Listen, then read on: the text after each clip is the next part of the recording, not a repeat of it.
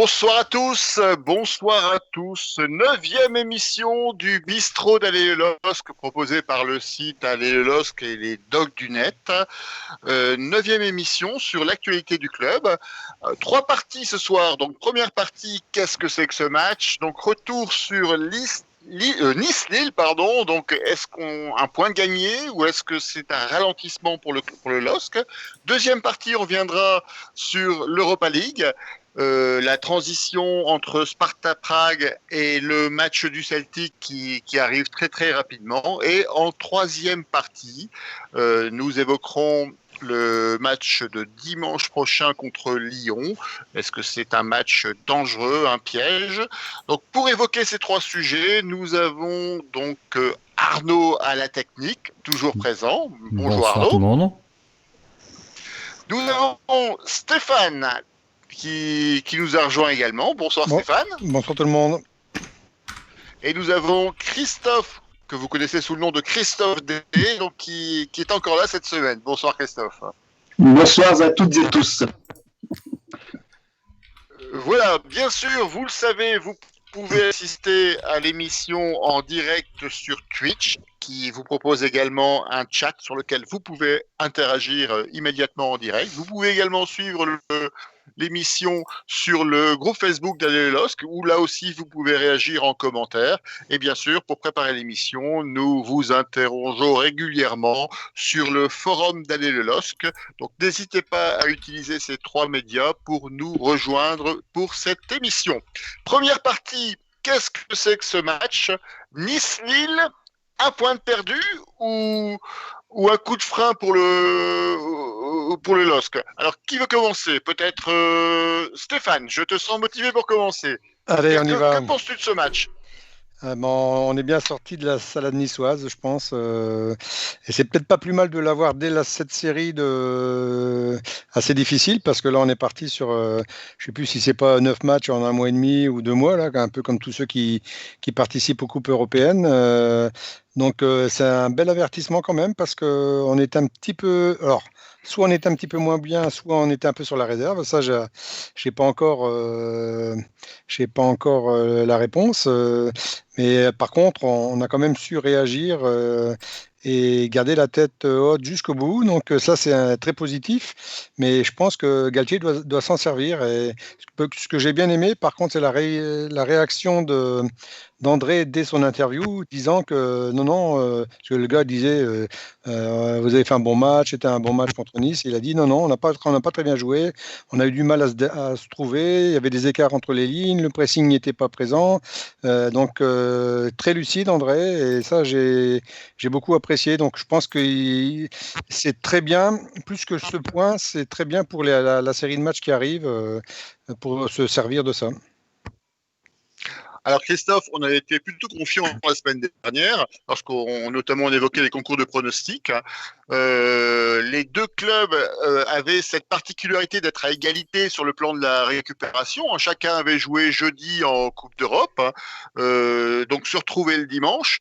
La Coupe d'Europe avait démontré des difficultés pour Nice, et c'est vrai qu'on s'attendait à un match plus facile que ça. Est-ce que Nice t'a surpris? Moi, j'étais très optimiste à l'avance. C'est vrai, je me suis dit qu'on allait les bouffer au milieu de terrain, et non. En fait, Nice a changé sa tactique déjà. Ils ont pas joué comme d'habitude. Après, ils ont joué à 5 derrière, 3 milieux et 2 devant, alors qu'à d'habitude, ils jouent en 4-3-3. Donc, en effet, je pense qu'ils ont un peu surpris notre équipe, et que notre milieu n'a pas été aussi percutant que je le pensais. Je pensais que Renato et André, et Benjamin André allaient pouvoir prendre la main sur le milieu, et ça n'a pas été le cas. Et donc, du coup, comme dit Stéphane, on est heureux de s'en sortir avec un point, et c'est important de ne pas perdre dans ces cas-là, d'avoir réussi à faire cette réaction, ce magnifique but de Yilmaz sur une passe d'Arroyo non moins magnifique. Et je suis étonné. Je ne pensais pas que le milieu de terrain de Nice était si fort que ça. D'après les matchs que j'avais pu voir avant, je pensais qu'on aurait eu la même mise, et c'était pas le cas. Alors, c'est vrai qu'on avait parlé la semaine dernière du match de Nice contre Saint-Etienne, où ils avaient gagné, mais où leur victoire avait été facilitée par un niveau de Saint-Etienne qui était proche du néant, voire du ridicule. On a vu finalement une totale défaillance contre les Leverkusen. Après, quand on regarde le match entre la Coupe d'Europe et le match de championnat, on s'aperçoit que Nice a été plus dans la continuité que Lille dans l'effectif. Il y a eu 2 changements dans l'équipe type à Nice. C'est Gouiri qui était remplacé par Lopez et Boudaoui qui était remplacé par Claude Maurice, alors que sur l'effectif de Lille, il y a eu 5 changements entre le match de Prague et le match de Nice. C'est peut-être ça aussi qui fait que le club a perdu finalement en homogénéité et que l'équipe de Nice a pu finalement aussi peut-être se venger de son match raté contre les Leverkusen. Arnaud, tu en penses quoi? Oui, je pense que c'est peut-être ça aussi. On avait vraiment une bonne équipe à Prague. Est-ce que le fait d'avoir changé plusieurs joueurs a fait que ça a un peu changé les automatismes, comment on va dire? Mais il est vrai que j'ai été vraiment très surpris par Nice. Je pensais qu'ils allaient bien sûr attaquer dès le début pour essayer de marquer le plus rapidement possible. Je me dis, on va faire ça pendant 20 minutes, une demi-heure maximum, mais non, ils ont continué, première mi-temps, je me dis, oula, ça va être un peu difficile. Et deuxième mi-temps, ils continuent toujours à attaquer, ils sont même pas fatigués, ils sont même pas essoufflés, rien du tout.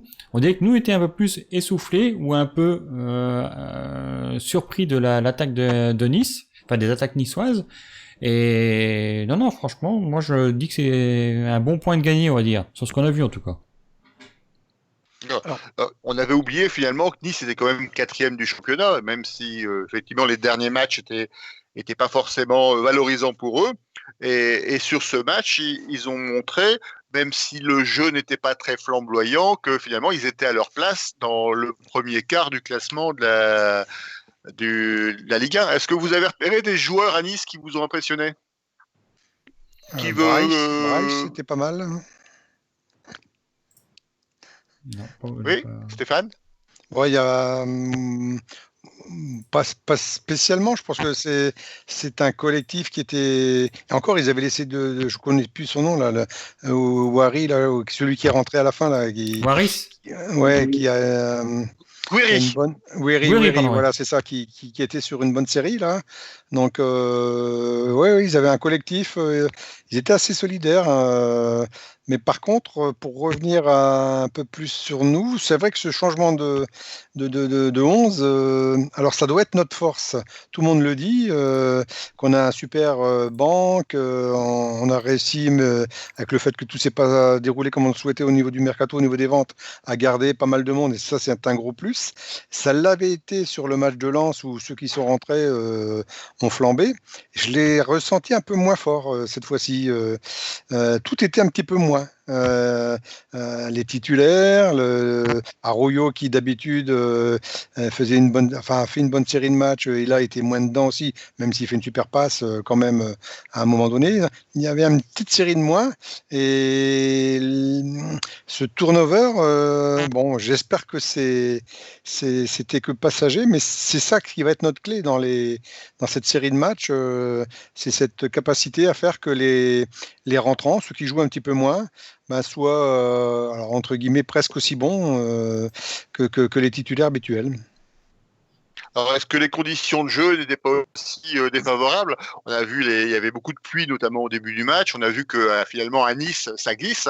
Et est-ce que vous pensez que ça a eu un effet justement sur la façon de jouer des différentes équipes? Non, pas vraiment. Je pense que c'est simplement que ça a simplement été le fait que ça a été peut-être plus fatigant pour les joueurs de jouer sur la flotte, comme on dit, hein, mais après, je pense pas que ça a fait quoi que ce soit au niveau du jeu, hein. Quand on voit Nice n'est pas mauvais du tout, malgré leurs 2 derniers matchs catastrophiques contre Saint-Etienne et contre le Bayern Leverkusen, mais non, je pense que c'était je pense qu'on a vu le vrai Nice lors du match contre Lille. Alors, sur les joueurs lillois, qui a retenu votre attention? On va parler d'Yilmaz tout de suite, avec notamment encore une fois un but. Hein, ça fait 4 maintenant, je crois, depuis le début de saison. Il s'arrête plus. Il est fort comme un Turc. Et précis. Fort comme un Turc. Sa reprise est magnifique. Hein, ouais, superbe. Contrôle très beau. Le geste technique est très précis. C'est un but d'avant-centre. Hein.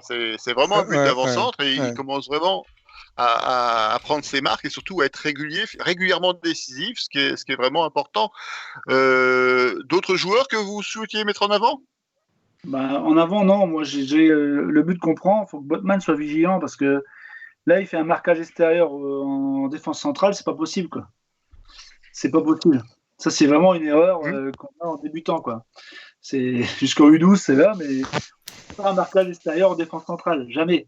Sinon, on ouvre le but à l'avant-centre. C'est le principe. Ouais, et puis Bradaric un peu tendre toujours dans ces situations-là. Bradaric, c'est pas un peu tendre. Non, non, je suis pas désolé. Bradaric, il vient combler l'erreur. Ouais, mais il le gêne pas beaucoup là. Il devrait. Mais il vient parce qu'il y a une grosse erreur au départ. L'erreur au départ, c'est pas lui qui l'a commis. Ouais, toi, je suis d'accord. Il vient couvrir comme il peut, mais l'erreur au départ, c'est Botman qui vient pas couvrir son axe. Ouais. Et ça, c'est vraiment. J'avais déjà vu contre Nantes, sans dommage. C'est-à-dire que 3 fois contre Nantes, il avait laissé passer l'attaquant, mais heureusement, l'attaquant nantais, il était un peu émotif, donc il a tiré à côté ou pas. Mais là, franchement, il faut vraiment qu'il fasse gaffe à ça, parce qu'on dit tout le monde, Botman est costaud de sa compagnie. Ouais, c'est vrai, c'est vraiment un bon arrière, mais je pense que là, c'est vraiment de la concentration et de la tactique. Là. Il faut vraiment qu'il apprenne. Moi, je note deux choses. C'est que d'abord, il aura fallu attendre la 9e émission du Bistrot des Los pour qu'on dise un peu de mal de Botman, qui est quand même un bon signe sur sa qualité. Donc, je crois que c'est important. Et deuxième chose, ça fait 2 matchs, après celui, on en parlera tout à l'heure, de Prague, où les Lillois prennent un but en début de seconde mi-temps. Comment vous analysez ce fait de jeu? Arnaud, tu veux prendre la parole ou c'était que c'est un problème de concentration? Oui, je pense que c'est peut-être ça aussi. C'est peut-être pas plus mal de prendre un but, parce que c'est vrai que depuis le début du championnat, on n'a jamais été mené. Là, cette fois-ci, on a été mené.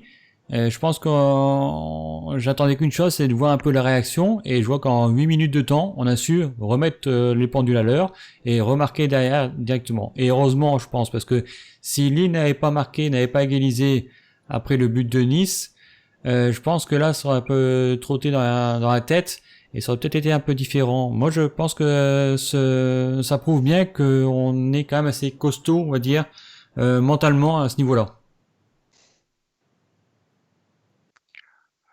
Alors, est-ce que vous voulez qu'on fasse comme à chaque match, peut-être qu'on reprenne ligne par ligne les joueurs qui vous ont marqué, les joueurs que vous voulez mettre en avant ou les joueurs qui vous ont un peu déçus? Sur la ligne offensive, on a parlé d'Ilmaz. Sur les autres, donc on a Bamba, Ikone, Arroyo. Stop. Arroyo fait la passe.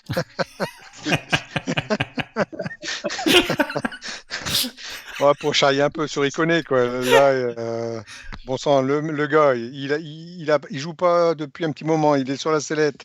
Il fait 2-3 bonnes rentrées. On le remet titulaire, totalement transparent. Enfin bon, là j'étais très déçu. Moi, c'est sur lui. Bamba, c'est plus dans la réussite de ce qu'il a essayé, mais il a tenté. Il jouait quasiment à la hauteur de Bradaric. Donc Bamba, je trouve que dans la mentalité, il est irréprochable. Alors il connaît.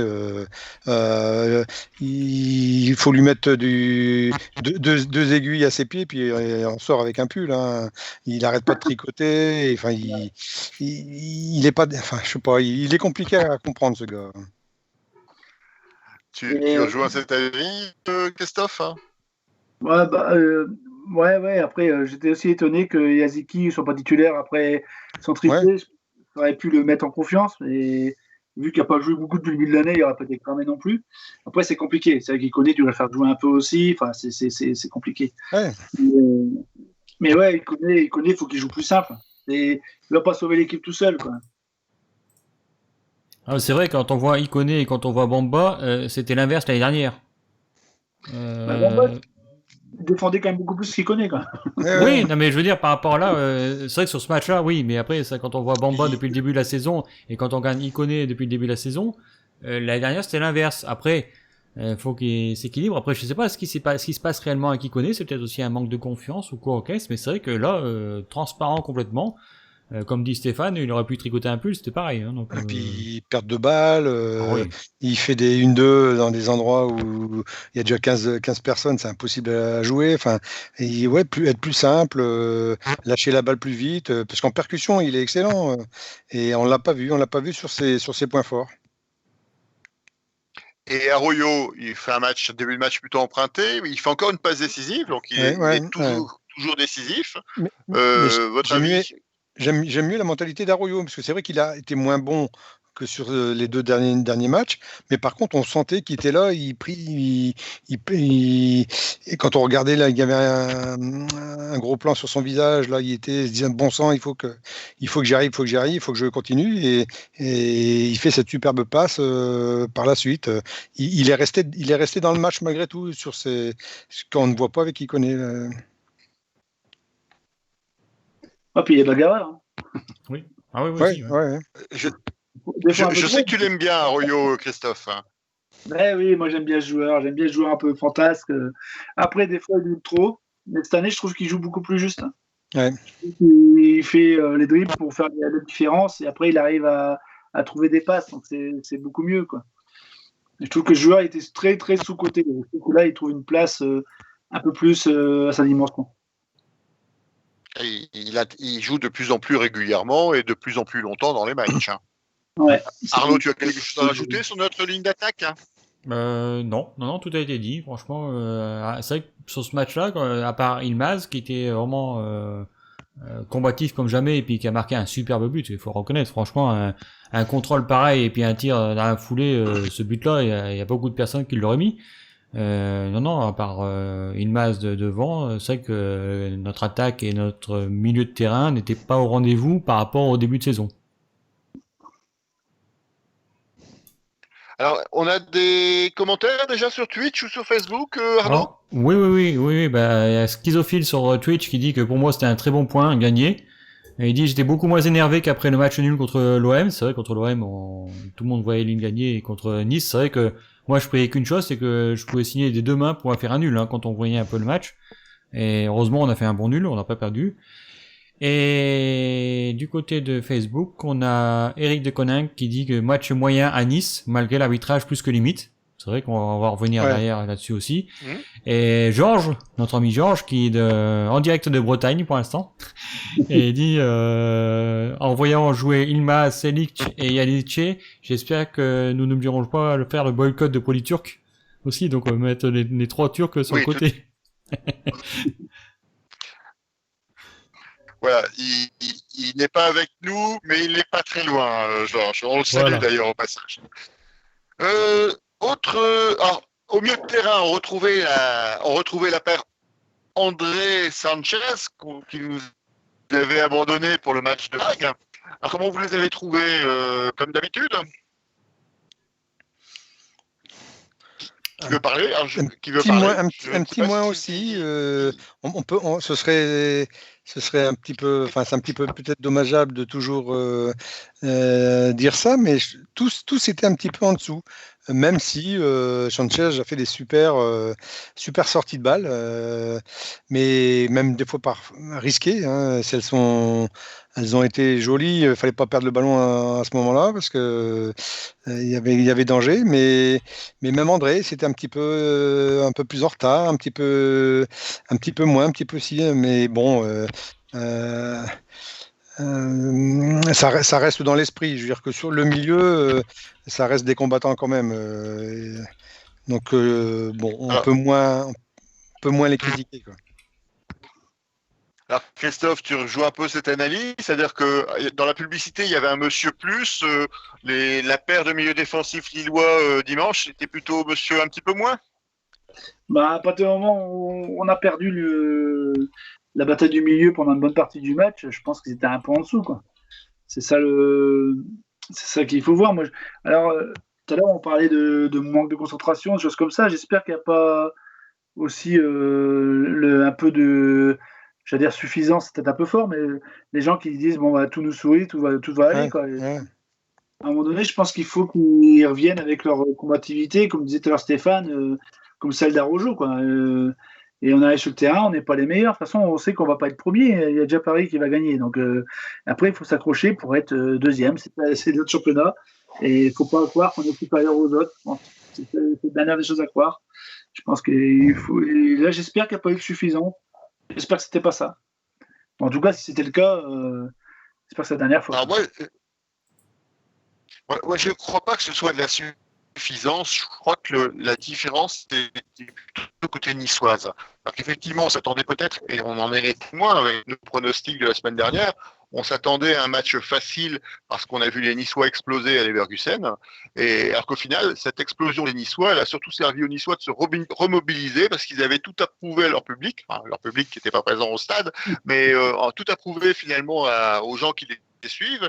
Et ils ont été finalement vexés de cette déculottée allemande et ça s'est retrouvé dans une forte mobilisation et ils ont pris le match à bras-le-corps et ils nous ont mis en réelle difficulté. Arnaud, est-ce que tu partages Oui, c'est ça. Je pense que leur 6-2 a été une bonne claque pour eux et ils sont mis tout de suite dans le droit chemin. Et c'est vrai que s'ils avaient peut-être eu un autre score, ça aurait peut-être été différent le match contre Lille. Ouais. 6-2, méfie-toi. Voilà. Voilà. On aurait dû prendre cet adage effectivement au pied de la lettre. Alors, le match, globalement, on évoque souvent les statistiques. Le match, elle est relativement équilibrée. Elle est à 53 pour Nice, 47 pour Lille. Le nombre de tirs, c'est 8 contre 12, avec 3 tirs Nice et 12 pour Lille, 3 tirs cadrés pour 4 à Lille, 13 fautes contre 18. C'est plutôt effectivement un match équilibré. Et au final, le résultat de 1 partout paraît logique. Oui. Vous êtes d'accord ?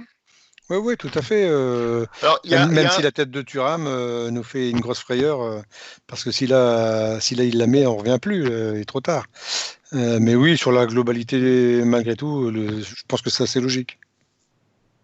Ouais, Bamba aussi. Alors, Ouais. Bon.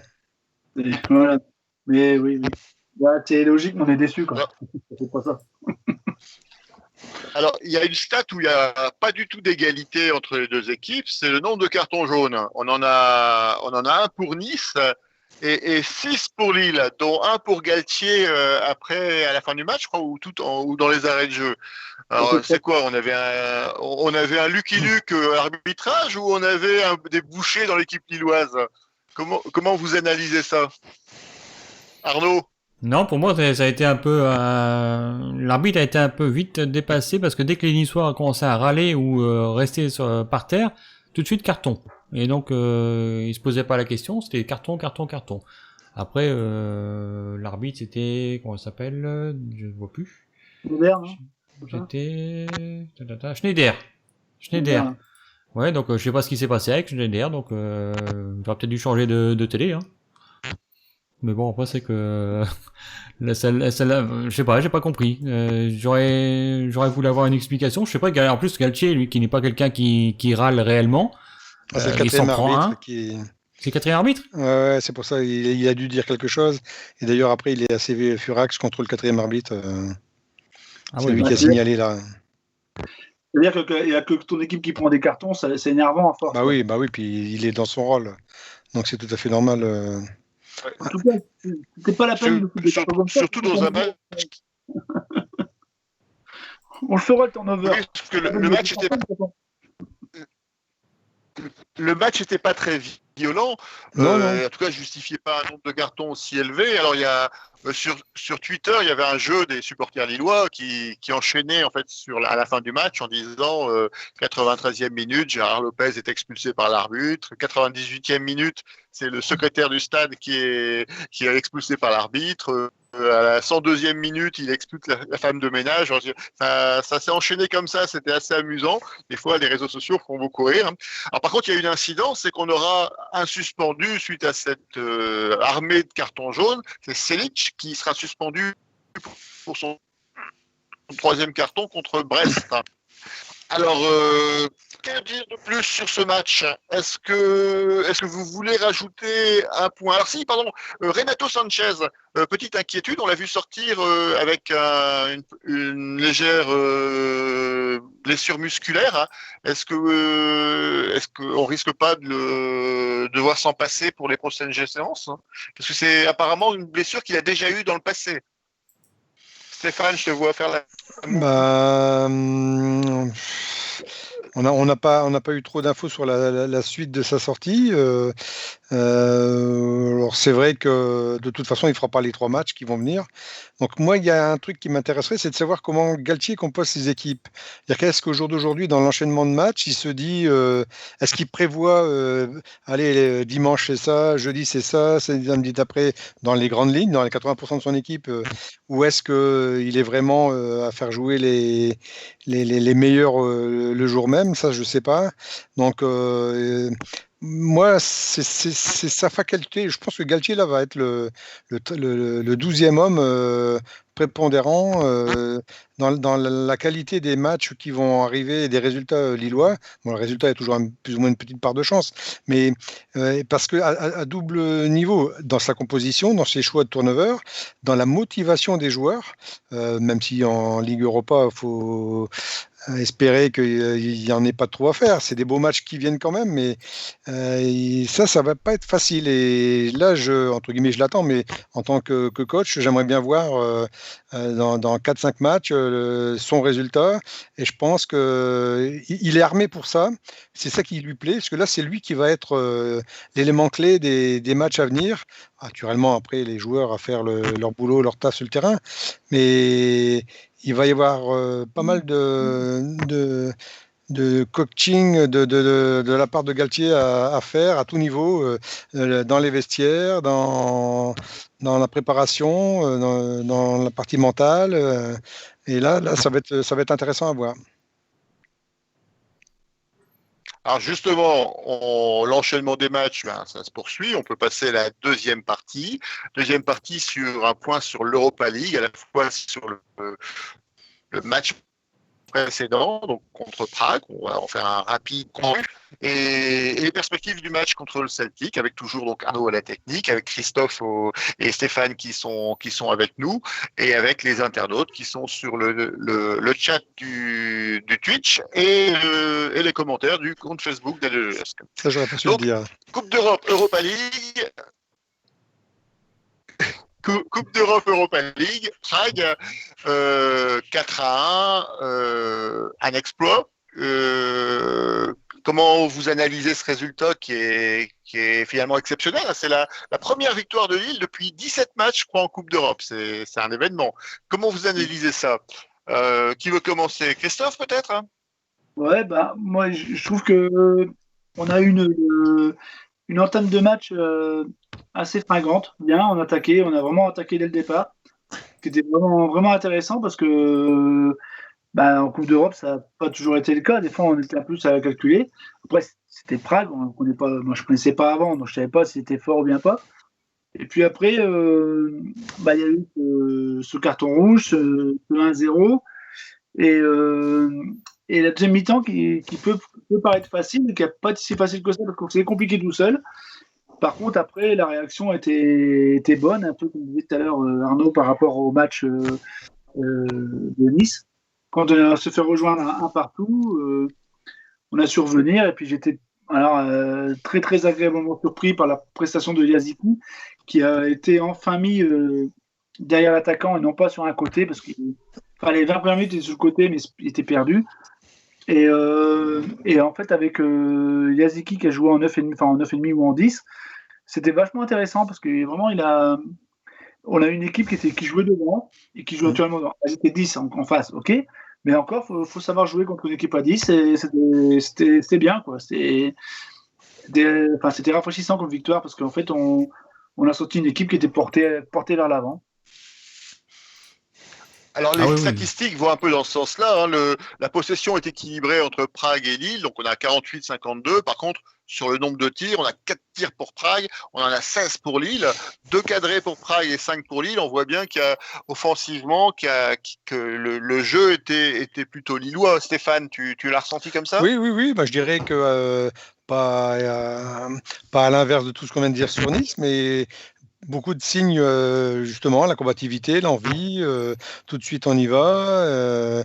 Le niveau des joueurs, soit à 100%, soit un petit peu plus. Alors, c'était l'adrénaline de la Ligue des Champions, la Ligue Europa, pardon, qui l'a certainement amené.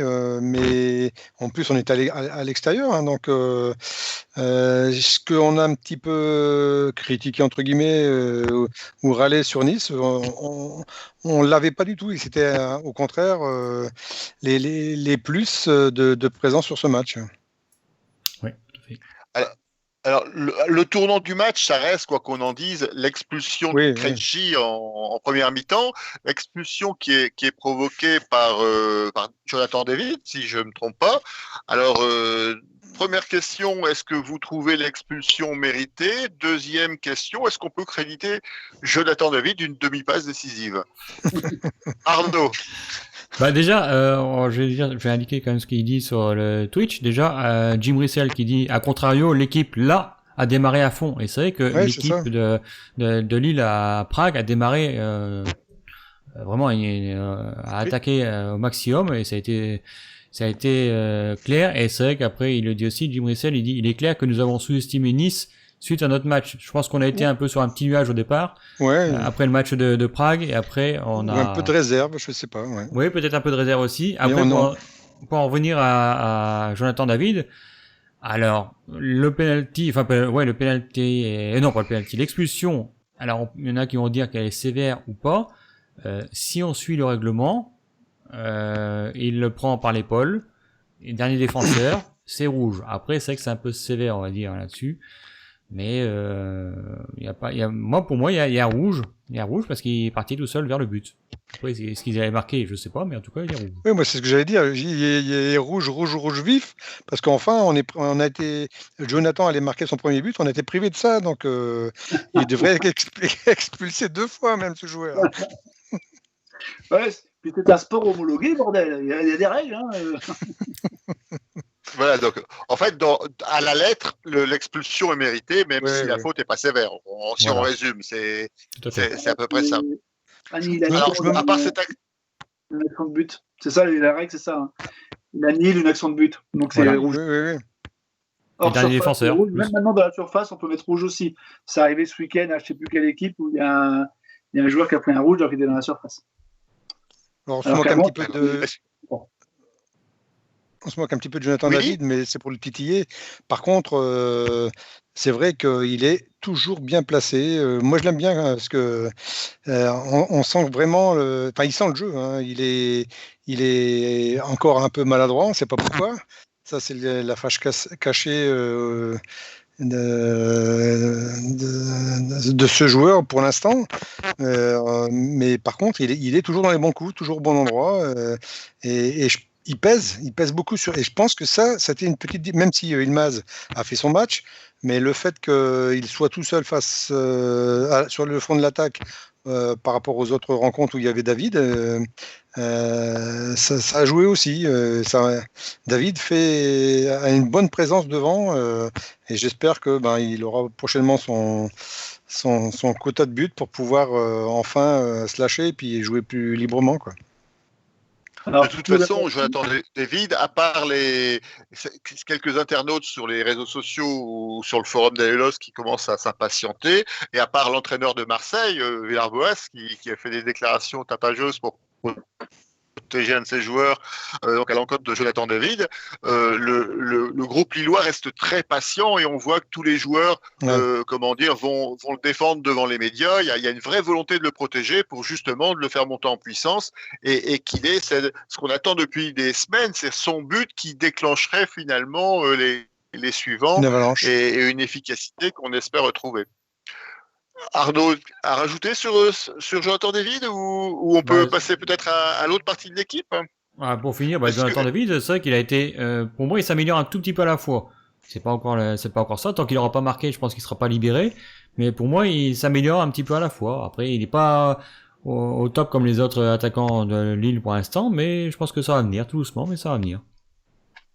Alors, l'homme du match contre Prague, bon, je crois qu'on va pas chercher on va pas chercher loin. C'est Yazice qui marque 3 buts et qui fait une deuxième mi-temps notamment exceptionnelle.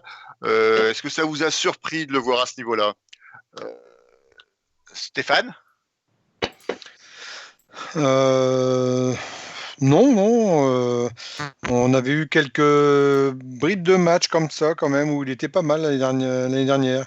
Mais c'était par à-coup. Donc, comme disait Christophe, j'aurais bien aimé le revoir contre Nice, là, dans la continuité de sa prestation, de sa surmotivation, puisque forcément, il a fait dodo avec le ballon. Donc, quand on met un triplé comme ça, il y a quand même une adrénaline supplémentaire, une anecdote supplémentaire, et j'aurais bien aimé le voir. Alors c'est pour ça que je disais, est-ce que Galtier a déjà son équipe? Est-ce que ceux qui ne jouent pas vont jouer plus ou moins la fois d'après? Je ne sais pas. J'attends de voir un petit peu comment il va concevoir ses équipes dans le fil des successions de matchs là. Mais non, il y a Sidzi. Bien, bien, bien. Heureux pour lui parce que il a eu la patience de revenir après une grave blessure. C'est jamais facile. Presque une année complète là à galérer et je pense alors ça va être très compliqué au niveau de l'effectif, hein, mais je pense que on a été forcément aussi très patient l'année dernière avec Bamba, Ikoné et cette année, il en faudra moins de la patience sur ceux qui ne sont moins au top pour ne pas freiner ceux qui sont en plein essor, quoi. Et il ne faudra pas faire jouer ceux qu'on voulait, mais ceux qui sont bons, quoi. Alors, on aura un premier élément de réponse déjà dès jeudi avec la deuxième étape. Ah, on n'a pas eu François, peut-être Européen du LOSC avec le match bizarrement. contre le Celtic. C'est un peu saccadé, François. Hein. Vous m'entendez? C'est un peu saccadé. Est-ce que je vais vous passer la parole? Qu'est-ce que vous attendez de ce match contre le Celtic? Attends 2 secondes sur Yabuki, là. Je veux dire quand même, Galtier a quand même reconnu son erreur. Hein. Il a quand même dit, au bout de 20 minutes, il a fait revenir de la droite vers le centre en disant j'ai commis l'erreur de l'aligner à droite. Sauf que ça faisait quand même la 8e ou 10e fois qu'il alignait à droite. Donc je pense qu'il a enfin compris que c'est pas un joueur de couloir. Il peut pas courir, il sait pas. Voilà, il sait pas. C'est un mec qui est vachement bon au pied, qui peut jouer, mais il peut pas courir sur un couloir. Donc bon, il peut enfin avoir compris ça. Et par rapport à ce que disait Stéphane, je pense pas que Galtier prévoit ses joueurs à l'avance. C'est pas possible. C'est pas comme Oui. les gars qui prévoient leur menu à la semaine. C'est pas imaginable. C'est pas faisable. Oui, c'est pas imaginable. Je pense que c'est plutôt par rapport à la tactique et je pense qu'il y a aussi un autre problème, c'est que il joue bien quand il rentre, il joue bien, il fait un bon match à Prague. À un moment donné, qu'est-ce que tu veux de côté? Et je pense que le choix était cornélien. Rojo, est-ce que tu le fais revenir? Est-ce que Bamba, tu le fais souffler? Sauf que Bamba, c'est le mec quand même qui équilibre le milieu. Donc c'est compliqué. Hein. Ouais, c'est compliqué. Mais bon, moi, je suis comme toi. Hein. J'aurais voulu voir Yaziki avec Arojo à la limite et puis et mettre Yilmaz, je sais pas, je sais pas comment on pourrait jouer, mais j'ai pas ça en tête. Mais parce que s'il veut jouer en 4-4-2, il est embêté. C'est là qu'il faut qu'il change pour. Voilà. Un coup de temps en temps, il faut jouer en 4-5-1 ou des choses comme ça. Donc, on aura peut-être ce premier élément de réponse, si vous m'entendez mieux. Ce premier élément de réponse dès jeudi avec le match contre le Celtic de Glasgow, donc au stade Pierre-Mauroy. Alors, Celtic de Glasgow qui, pour son premier match, a perdu 1-3 contre le Milan AC.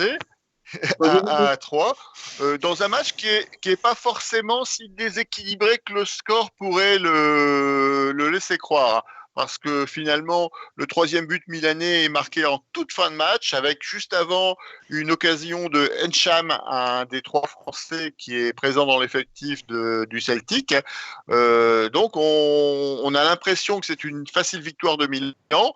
Les statistiques ne le démontrent pas forcément. On a une possession équilibrée, on a 13 tirs du Celtic contre 5 pour le Milan, on a 2 tirs cadrés du Celtic pour 3 contre le Milan, donc en fait c'est surtout un problème d'efficacité. On a une attaque du Celtic qui visiblement sur ce match a beaucoup bougé, mais a été vraiment très peu efficace. Le Celtic, donc, c'est un adversaire qui, pour l'instant, est dernier de la poule, qui a une énorme expérience européenne, qui a un palmarès qui est vraiment remarquable. Alors, il y a une Ligue des Champions, je reviendrai dessus tout à l'heure, un titre et 39 Coupes d'Écosse. Alors là-bas, en Écosse, il faut dire c'est soit le Celtic, soit le Rangers. Petite question, est-ce que vous savez en quelle année le Celtic a gagné la Ligue des Champions? La Ligue des quoi? La Ligue des Champions. La Coupe d'Europe des clubs champions, si tu préfères. Non, bah du coup. Et surtout contre. Ah, c'est un piège, hein, ça remonte dans les années 60. J'allais dire 45. Fin 60. 69. Oui, fin 60, tout à fait. C'est 67, je crois, de mémoire. Et vous savez que contre qui il était en finale, le Celtic, contre le Milan, comme quoi l'Europe est un éternel recommencement. Alors, c'était pas le Milan AC, c'était l'Inter de Milan de Zlatan jouait déjà. Mais effectivement, ils ont gagné cette année-là 2-1, presque. Et il était ramasseur de balles. Et cette année-là, ils avaient d'ailleurs éliminé le représentant français en Coupe des clubs champions, qui était Nantes. Ils les avaient éliminés 6-2 quand on agrège les différents résultats. Alors, est-ce que vous connaissez cette équipe du Celtic, Stéphane? Non, pas bien, mais bon, on se doute que il y aura ce fameux esprit batailleur, conquérant, qui ne lâche rien du début à la fin. On se doute que ça va être dans cet esprit-là. En plus, comme tu le disais, là, ils ont perdu. Donc, s'ils perdent contre nous, ça va se compliquer fortement pour eux. Donc, ils vont venir avec des intentions. Et il faudra bien les gérer, quoi, ces intentions. Christophe, nous, ça faisait tu quand as même un avis ça fait quand même 13 matchs qu'on n'a pas gagné en Europe. Donc on va pas dire que le Celtic, ça va être tranquille. Voilà, je pense que déjà Fonte et Botman, il faut qu'ils s'échauffent pour bien prendre des têtes parce qu'il va y en avoir. Ça joue vraiment à l'anglais, c'est ce que j'ai pu voir. Hein. Donc le jeu va être rude. Je pense qu'il y a une bagarre, il faut se battre au milieu, il faut se battre partout. Et puis après, je pense qu'il faut absolument se gagner ce match-là si on veut faire quelque chose en Coupe d'Europe. Ouais, puis contre Nice, les corners, on a eu chaud. Hein. C'était moyen.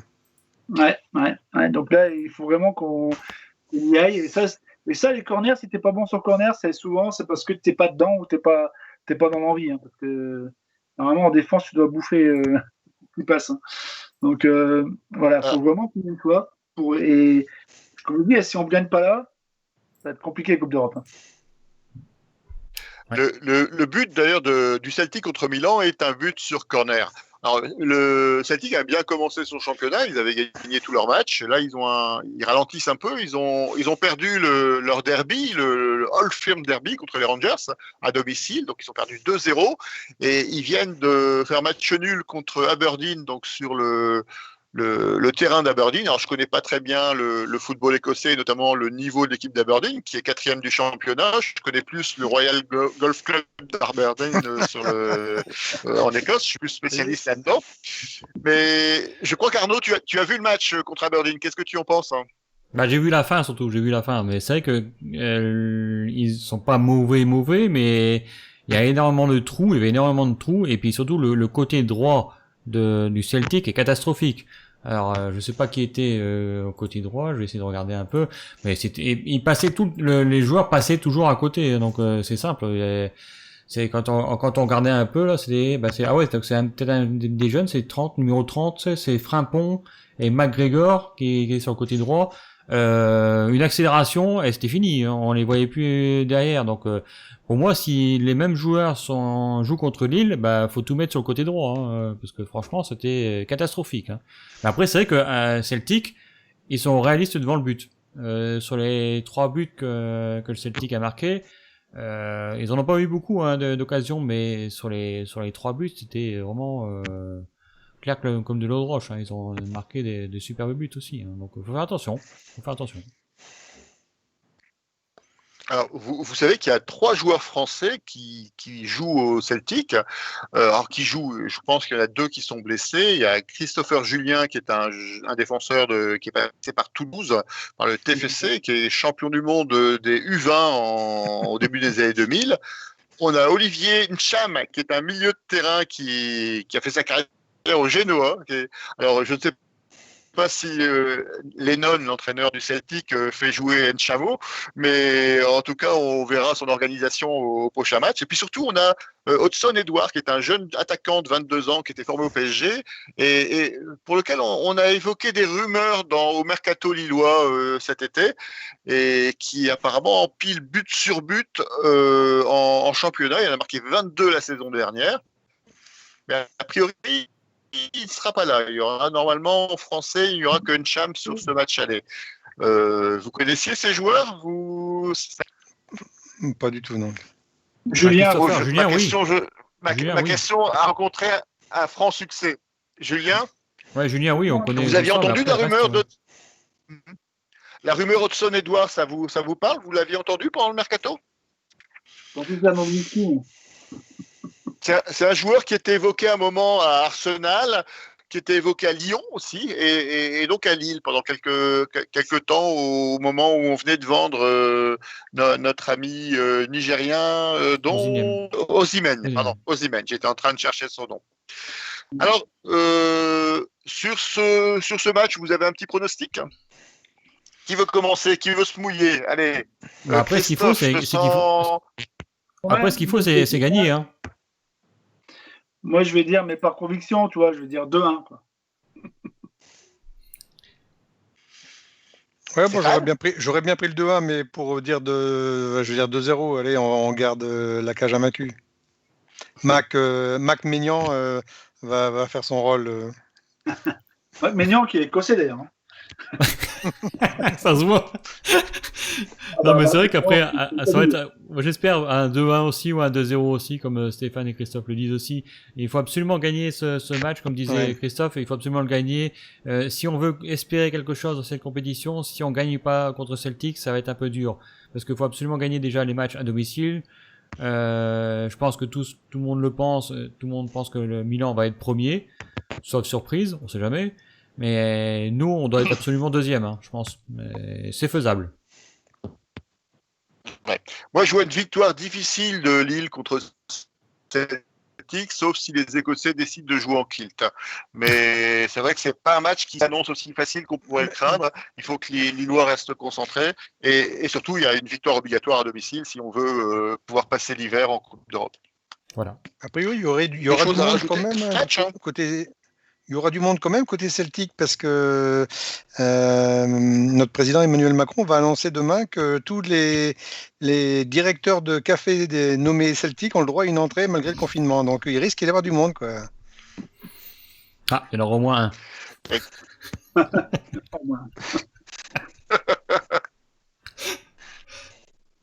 Bon, je pense qu'on a fait le tour de la Coupe d'Europe et on attend ce match avec beaucoup d'impatience et en regrettant une nouvelle fois qu'à la fois on puisse pas aller au stade et surtout qu'on ne pourra pas aller assister au match retour.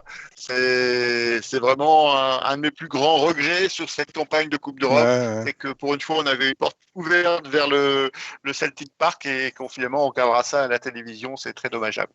Un petit pronostic de schizophile, François, excuse-moi, un petit pronostic de schizophile qui dit 2-1 pour Lille aussi, avec un but de David et un but de Arroyo.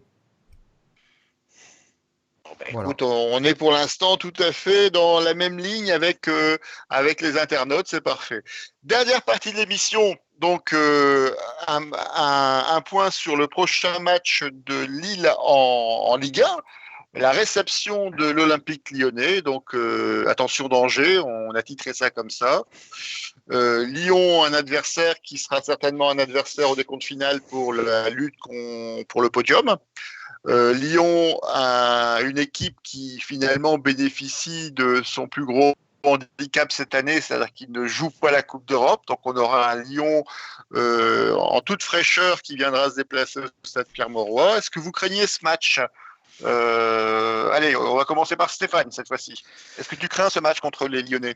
Oui, parce que Lyon, surtout au regard de leurs résultats et de leur match contre Monaco, c'est-à-dire que là, on va dire que, comme le disait mon ami Rudy, ils sont lancés. Le mercato est terminé. Pendant 2-3 mois, là, M. Aulas va être derrière. Il a bien fait comprendre, et ce qui est logique, ce qu'il devait avoir en fin d'année. Donc, ils ont des objectifs très clairs, un effectif de très haute qualité. Donc, la bataille va être rude et je pense que ce match-là, il faudra l'aborder avec les crocs acérés, parce que entre le lion et le dog, ça va mordre. Ça va mordre. Je pense que je m'attends à un très beau match, mais il sera pas facile. Alors, tu reviens, Stéphane, sur le dernier résultat de Lyon contre Monaco, où Lyon l'a emporté 4-1, malgré un résultat qui est très avantageux. Quand on regarde les statistiques du match, on se demande si ce résultat n'est pas un peu trop flatteur. Il y a 34% de possession de balle pour Lyon contre 66 pour Monaco. On a 15 tirs contre 18 pour Monaco, 6 tirs cadrés, 5 tirs pour Monaco. On a en corner, on en a 2 pour Lyon, 12 pour Monaco. Donc on a un peu l'impression, alors j'ai pas vu le match, mais peut-être que vous pourrez me dire le contraire, que finalement ils ont mis le bus et ils ont attendu, ils ont laissé le jeu à Monaco et Oui, ils ont gagné le peut-être, match avec des contres. ça peut être, mais Monaco est monté dans le bus. Ouais, moi je pense franchement que, Oui, c'est pas faux. ouais. Moi je pense que Lyon, qui est capable de jouer en défense chez lui contre Monaco, il faut vraiment pas l'attaquer à fleur au fusil, quoi. Je pense que c'est vraiment une partie de poker menteur. Et que la dernière des choses à faire, c'est d'attaquer franchement, partir à 7 devant contre Lyon, parce que tout ce qu'ils veulent, c'est jouer en contre avec leurs 3 joueurs qui vont vite. Donc, je pense à Galtier, je pense qu'il a compris depuis un bout de temps. Le coach de Monaco, il vient de l'Allemagne. Je pense qu'il pensait que toutes les équipes en France attaquaient, donc comme en Allemagne, sauf que là, il s'est rendu compte que ce n'était pas le cas. Donc, il faut se méfier de ces tactiques-là, qui sont assez opportunistes. Et c'est vraiment, contrairement à Stéphane, je pense pas que ça sera un super match, parce que je pense que ça va être vraiment du poker menteur. Je fais semblant d'attaquer, je reviens, j'attends à la faille et je guette la faille jusqu'au bout. Et puis, le premier qui a marqué, il ferme. Ouais, je m'attends plus à un match comme ça. Donc en fait, pour faire une référence au vieux tennis, pour les plus anciens d'entre nous, on aura plutôt un match Borg-Gerulaitis que McEnroe-Connors. Hein. Bah, d'après ce que je pense. Voilà. Et oui, enfin j'espère, parce que je pense que si on attaque à tout va, on va se faire prendre en contre. Ouais. Le système de jeu, on attend et on place des comptes, c'est effectivement la référence de jeu de Lyon. Est-ce que c'est un jeu qui est justifié par le statut lyonnais? Ils ont même fait ça par exemple à Strasbourg, où Strasbourg avait un bloc haut et se sont pris des contres, notamment en première mi-temps. Est-ce qu'un club du niveau de Lyon ne devrait pas avoir plus d'ambition dans son jeu? Arnaud, tu en penses quoi? Bah, je pense que plutôt le système de Garcia et de Ola, c'est d'être devant, quoi qu'il arrive. Alors qu'ils jouent mal ou qu'ils jouent bien, on sait jamais. Peut-être qu'ils espèrent aussi un arrêt du championnat à cause d'un confinement ou quoi que ce soit, et ils veulent être le plus haut possible, pas comme l'année dernière.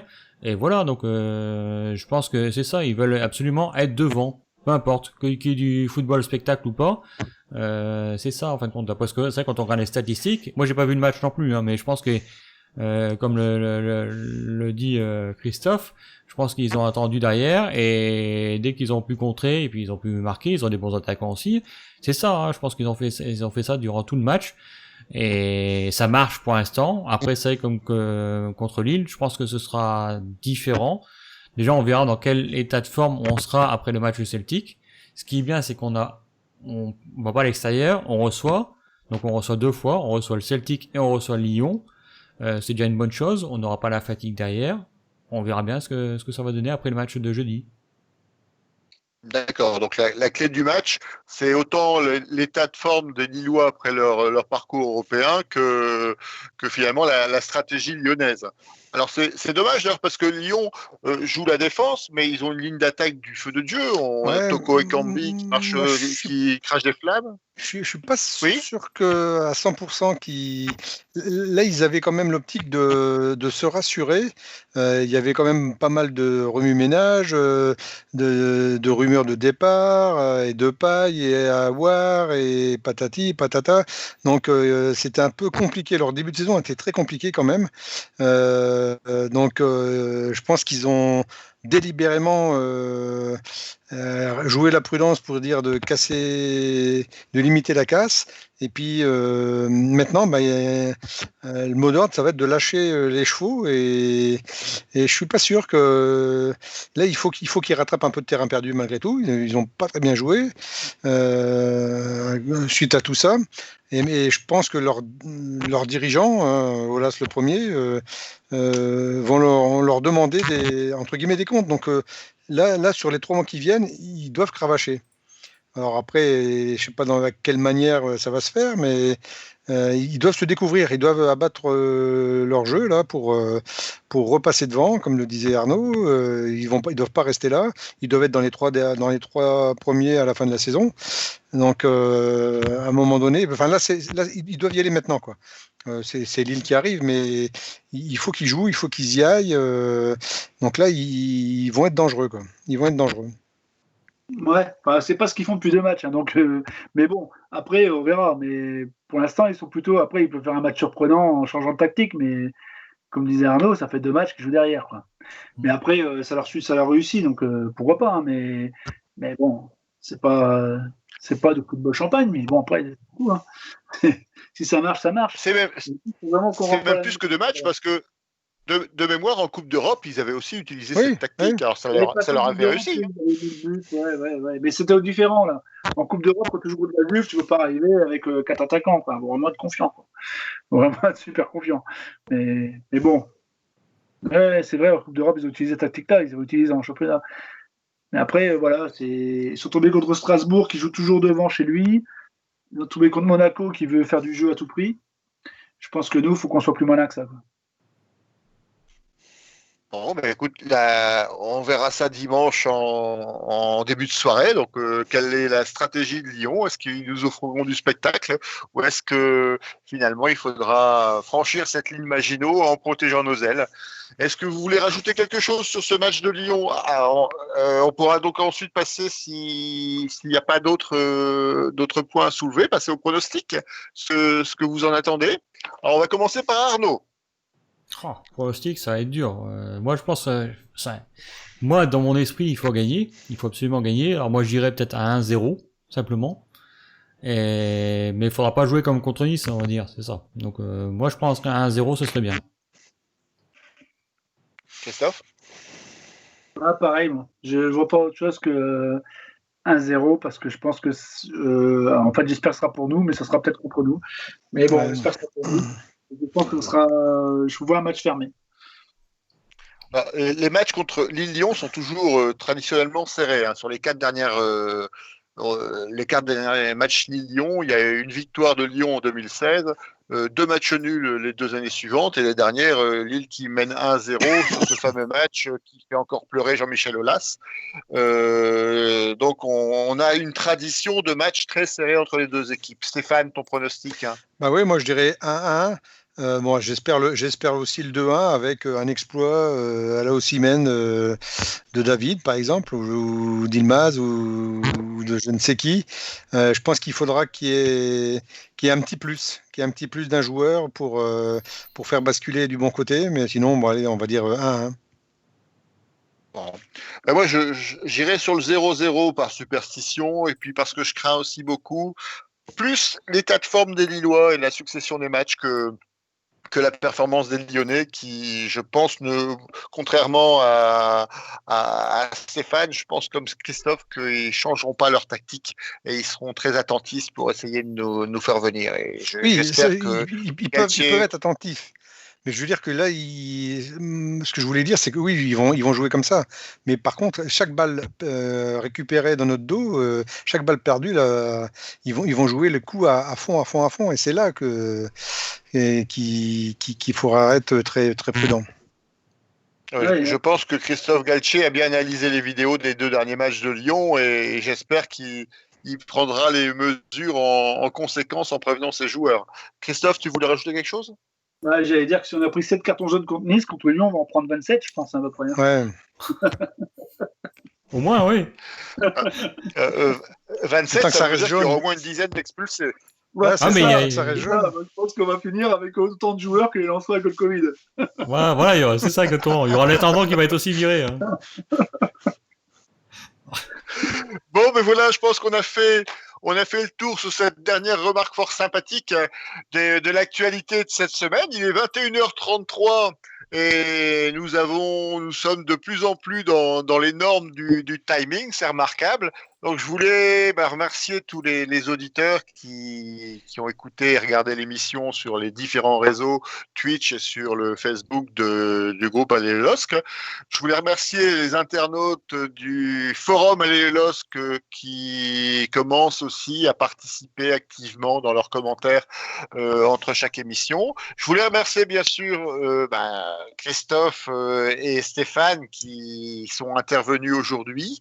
Je voulais remercier bien sûr Arnaud, donc toujours à la technique, toujours fidèle au poste. Je voulais remercier la connexion de mon téléphone qui a tenu encore une fois 1 heure en attendant mon Wi-Fi qui j'espère se remettra pour la semaine prochaine. Et puis je vous souhaite à tous une très bonne semaine avec les 2 rendez-vous importants du LOSC, donc contre le Celtic et contre Lyon. Je vous dis à la semaine prochaine, mardi 20h30 et bien sûr, allez les LOSC. À bientôt. Bonne soirée, Merci, allez, bonne le soirée. LOSC. Salut.